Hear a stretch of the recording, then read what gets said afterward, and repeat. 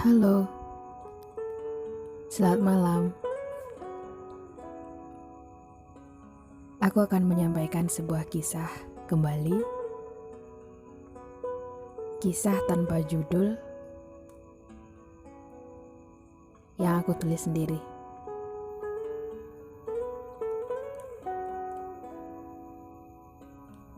Aku tidak mengerti bagaimana seseorang dapat menaruh hati kepada orang lain dalam waktu yang sangat singkat. Atau mungkin dapat disebut sebagai cinta pada pandangan pertama.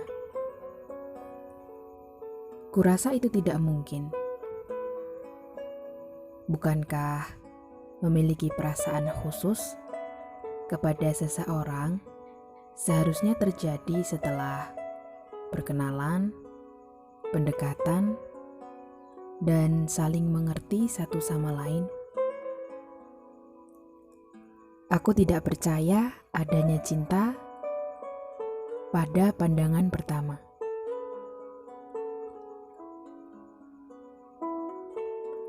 Setidaknya itu apa yang aku pikirkan ketika aku masih menjadi mahasiswa akhir di salah satu kampus di kota Solo.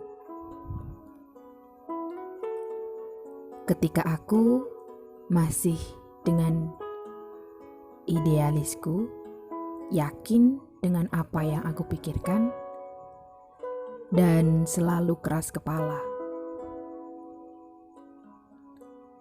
Hingga suatu pagi, ketika aku harus bertemu dengan dosen pembimbing untuk berkonsultasi.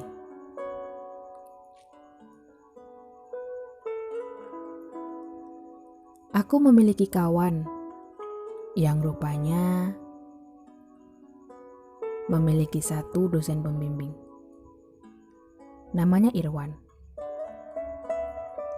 Dia tinggal tidak jauh dari kampus, sekitar 15 menit perjalanan menggunakan sepeda motor.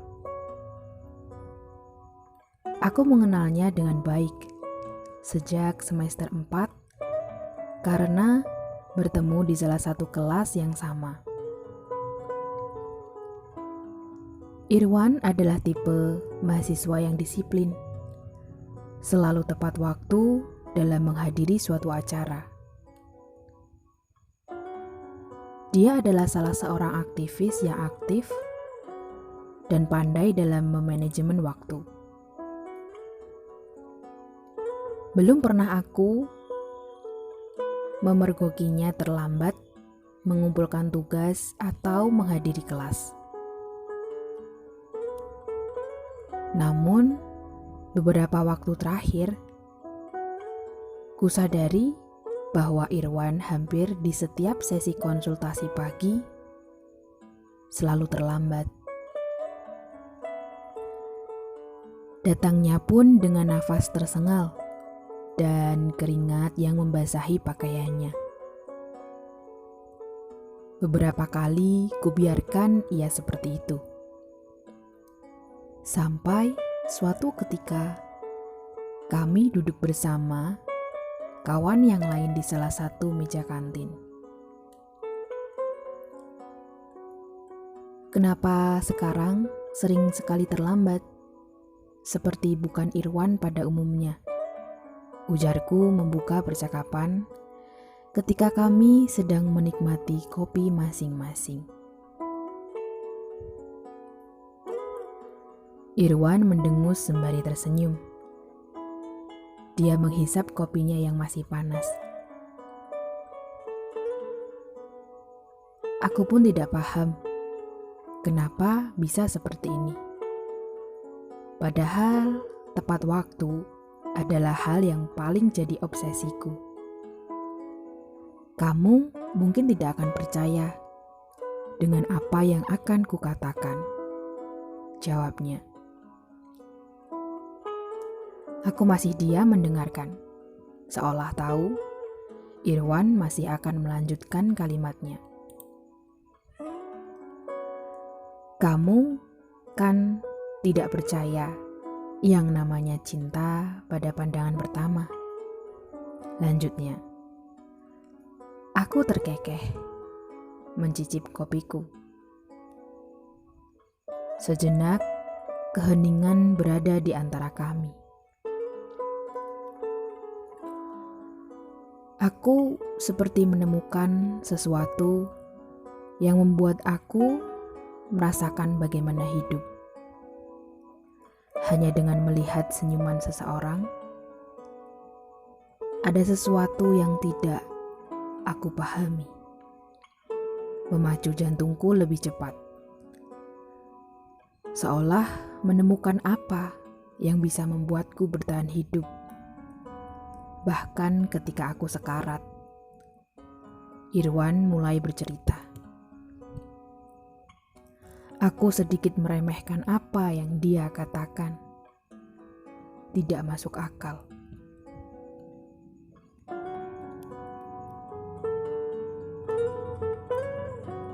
Beberapa waktu yang lalu, sepeda motorku mogok ketika aku ada jadwal ke kampus.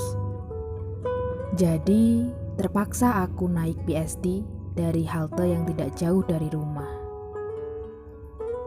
Untungnya, masih terburu jadwal terdekat.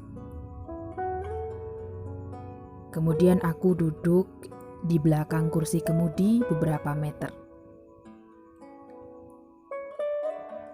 Semua biasa saja sampai seseorang naik dan duduk di dekat pintu keluar.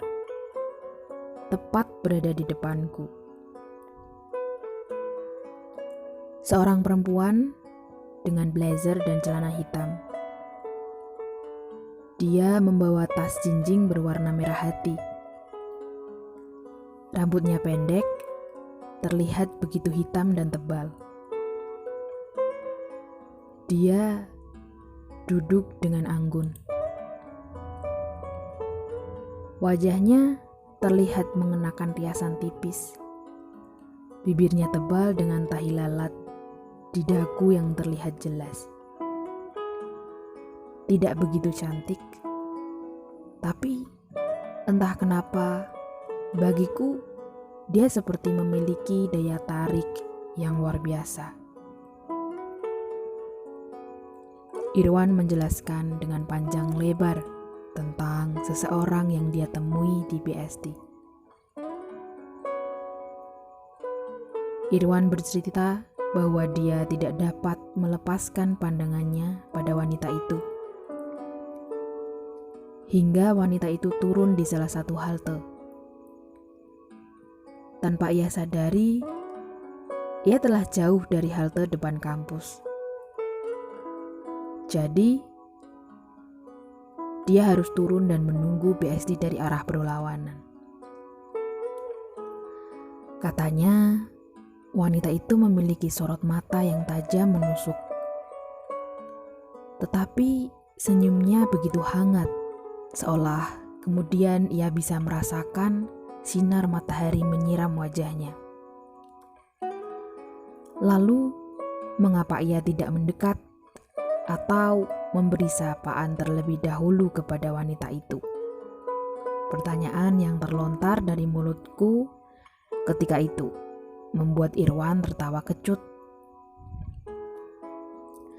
Dia tidak memiliki nyali yang cukup, meski hanya sekedar menyapa, jelasnya. Sejak pertemuan itulah, Irwan memutuskan untuk menunggu wanita berambut pendek dengan tahi lalat di dagu setiap pagi. Wanita itu selalu duduk di tempat yang sama karena penumpang masih lengang. Dan kebiasaan Irwan bertahan bahkan sampai kami lulus setahun kemudian. Aku tidak menyangka wanita itu bisa mematahkan prinsip seorang laki-laki yang kukenal keras kepala. Irwan dan aku bertemu di suatu waktu, sekitar beberapa bulan setelah kelulusan. Karena aku sedikit muak dengan kelemahan Irwan menghadapi pesona wanita itu, aku menyambut pertemuan itu dengan candaan. "Gimana? Sudah dapat nomor HP-nya?" ujarku ketika itu. Dia terkekeh dan menggaruk kepalanya yang kuyakin tidak gatal. Irwan memutuskan untuk bekerja di Semarang, di salah satu usaha dagang milik pamannya. Dia percaya meninggalkan kota ini akan memutus obsesinya terhadap wanita itu. Dia merasa tidak dapat melanjutkan hidup jika terus seperti ini. Lalu, aku mengejek Irwan dengan sebutan pengecut. Dia hanya tersenyum kecut. Itu adalah pertemuan terakhir kami sebelum Irwan hijrah ke kota Semarang. Kini, sudah 2 tahun setelah ia pindah. Kudengar kabar terakhir darinya, dia telah menikah dan tengah menantikan kehadiran anak pertamanya. Mengingat cerita Irwan, membuat aku menggelengkan kepalaku sambil tersenyum kecut, melihat sepatuku sendiri. Aku tengah duduk di salah satu kursi penumpang. Hari ini tempat kerjaku libur, tapi keinginan untuk berada di sini di jam ini begitu besar. Seolah aku merasa jika aku tidak di sini, maka hariku akan kacau. Beberapa waktu berlalu, ada 2 orang penumpang yang naik. Seorang wanita dengan rambut sebahu yang digerai, dengan tas merah hati di bahu sebelah kanan.